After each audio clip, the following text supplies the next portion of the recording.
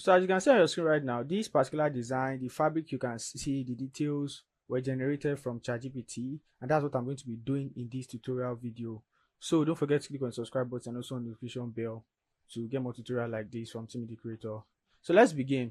So I'm going to show you my prompt process or my conversation with ChatGPT until I arrive to this fabric texture. So let me go to my Chrome and show you my ChatGPT text. So I said I designed a agbada on CLO3D. I want to design an agbada on CLO3D. I want to replace the embroidery design with a metallic top stitches related to Yoruba art. Give an idea. So these are the ideas. They gave me about 10. I think I asked for 10. Okay, yes, give 10 ideas. So they gave me about 10 ideas.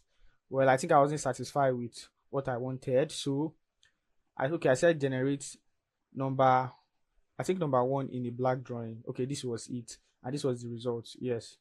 This was the result. This address spiral motif, and this is what you can see here. Can you see? This is what you can see here. Let me scroll back. So can you see this? But then what I did was that I had to use an internal line to draw all this shape in this particular outfit yet. So that's what I did. And then we have this sign here. You can see this. Instead of putting it by the side, I just had to like place it at the bottom, and I placed 3, 1, 2, 3. You see, and it looks good with this combo. So, and I also did the same on the abetiaja, that's the cap. So can you see this? And that's it. So we are getting there. We are getting there. So I had to generate this in a transparent background so that I can import it into CLO3D as a graphic. So when I import it as a graphic, sorry, I'm going to just trace all these shapes and lines and this spiral with the internal line to get the result that I want. Then I use this metallic top stitch. I think I have a tutorial on my channel page that will explain better how to use top stitch like this, or how I get my top stitches you get from Clo Connect. They call it economy. When you search for economy on trim, you will see this kind of top stitch.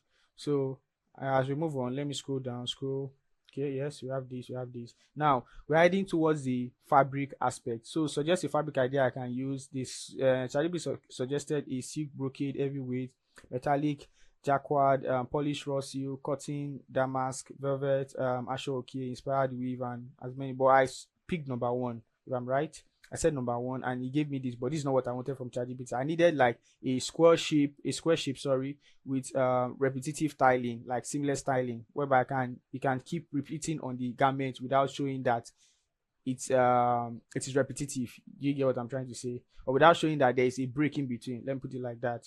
So this was the first image it generated, which this does not look like a repetitive tiling because this side is brighter and this side is quite dark. So let me just show you something now. So what I'm going to do now is to generate a new fabric because I need to explain to you guys how I added the fabric, what you need to put in process to get the result you want when it comes to applying fabric you've generated or fabric images you've generated from ChatGPT into CLO3D. So we are moving into that part. So let me do like this. I'm going to add a new fabric. Then what I'm going to do is to select, because the fabric is what I use for this agbada itself. That means the big or the baggy outfit in front. Let me just put like that. So I'm going to select all these, and I'm going to select this fabric. Where is this? Oh, Control Z. Yeah, I'm going to select all these, and I'm going to select fabric 2. Let's say assign all color. Okay. Yeah, so we have this. So this is just the default fabric you always get when you open CLO3D. Can you see? No texture, nothing, just plain. So so we have this now. So I'm going to explain how you can apply your fabric here. So even this also, let me use this on this too. Yeah, so we have both. So now let me show you what I'm trying to say when it comes to this particular fabric tiling. So you see what I'm saying now. So I'm going to select this fabric too, which is the plain fabric. And we are going to go to the base color map. Then we are going to select this triple dot and go to open the texture editor. Yes, if I'm right. So I'm going to select add. So waiting for that. So we're not going to go here. I'm going to go to where I saved the file.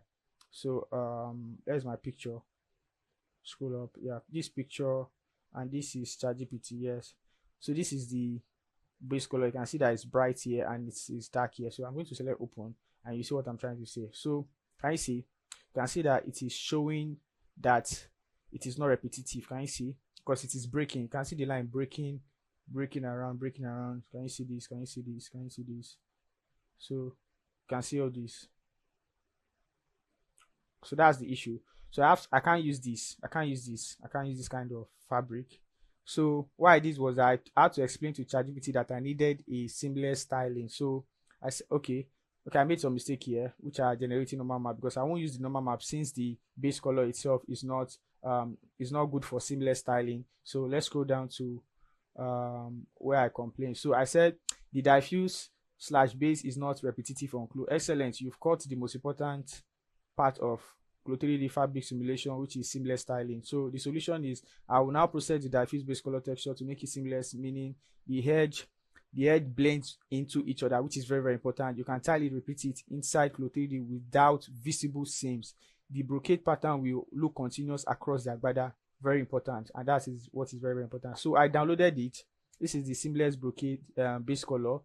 Then another thing again is that you need a normal map. You might not need the roughness or metallic, but you always need a normal map when there is a base color, because it's not a graphic, it is a fabric. So you need to give the fabric a surface or give it an air to look more realistic. You get. So I downloaded the base color, the normal map, but there are also websites you can use to convert a fabric or a base color texture into a normal map. So I think he suggested one here. I think I also had to like enhance it too. This is the enhance, because I wanted it in 4K. That looks like 1080p or less than 1080p. So I told it to enhance it. Can you make it 4K? He gave me some website, which I think I later used upscale media to enhance it, because I have used my my 5 image limit generation on ChatGPT. Yes, if I'm right. So I also gave me another website that I can use to generate the normal map, which is this open link. Yes. So but first let's start with the seamless styling image that ChatGPT generated.